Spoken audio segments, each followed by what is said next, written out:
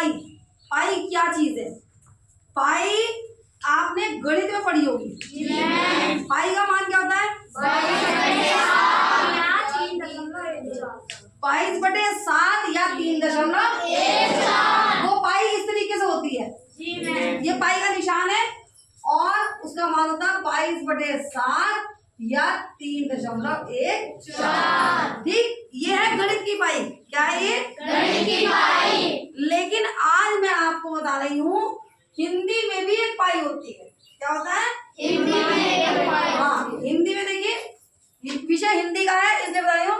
हिंदी में भी एक पाई होती है कि पाई किसे कहते हैं और पाई कितने प्रकार की होती है। क्या इससे पहले नाम सुना है? नहीं सुना ना। लेकिन सब प्रयोग करते हैं जब आपने हिंदी मतलब आपने लिखना और पढ़ना शुरू करा था तब से आप इस पाई का प्रयोग कर रहे हैं, लेकिन हमें ज्ञान नहीं है कि पाई है क्या चीज, है ना। कुछ चीजें ऐसी होती है कि हम रोजमर्रा में हम प्रयोग करते हैं, लेकिन फिर भी उस पाई का हमें पता नहीं कि पाई है क्या चीज। तो देखो, आपने गणित की तो पाई पढ़ ली, अब हिंदी की पाई देख लीजिए क्या चीज है। हिंदी की पाई किसे कहते हैं?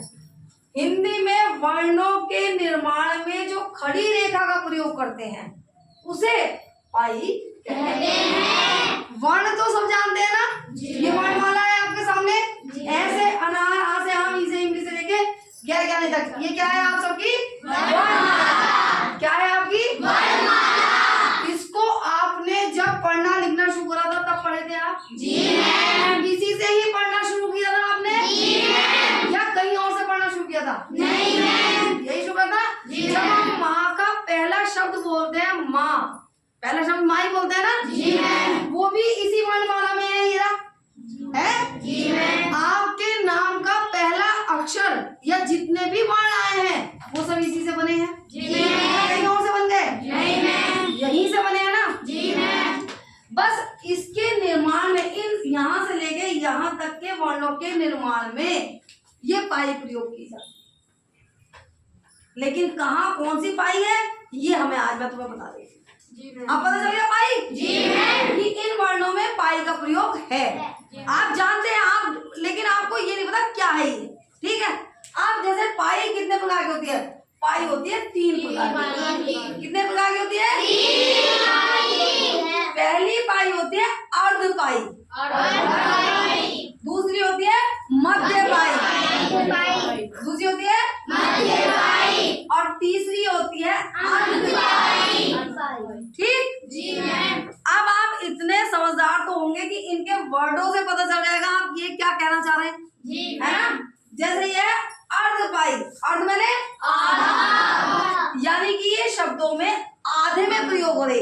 और ये पाई का होता है खड़ी रेखा, चाहे वो ऐसी हो, चाहे वो ऐसी हो, और चाहे वो इतनी। ठीक, या तो वो ऐसी होगी या ऐसी होगी या ऐसी, लेकिन इन्हीं से मिलेंगे, इन्हें पाई कहते हैं, ये पाई के निशान है। ठीक है, तो अर्ध पाई, आधी या कम खड़ी रेखा का प्रयोग वर्णों के निर्माण में होता है तो उसे क्या कहते हैं? अर्ध पाई।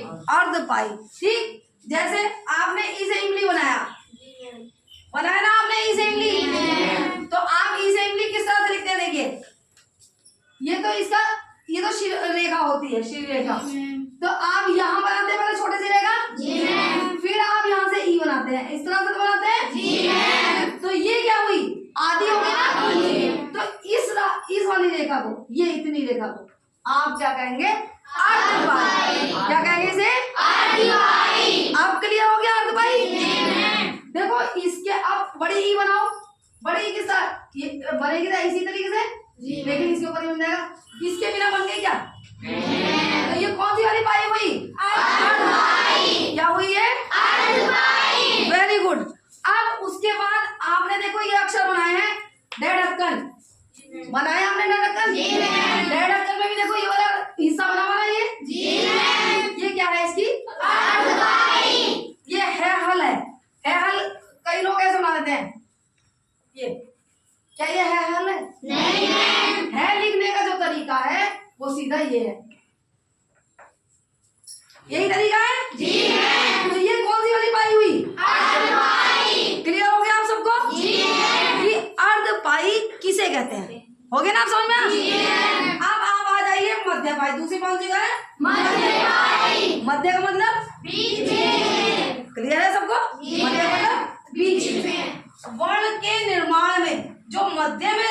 खड़ी रेखा लगती है उसे क्या कहते हैं?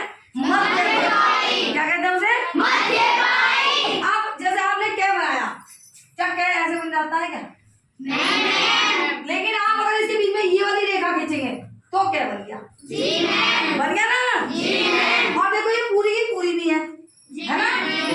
तो इसे कहते हैं मध्य पाई। क्या कहते हैं? मध्य पाई। जैसे आप फल बनाएंगे, देखो ये वाली जो रेखा है वो क्या कहलाएगी? मध्य पाई। क्लियर हो गया सब बात? समझ में आई ना? अर्ध पाई भी समझ में आ गई आपको? मध्य पाई भी समझ में। अब लास्ट है तीसरी पाई जो होती है वो अंत पाई। क्या होती है वो?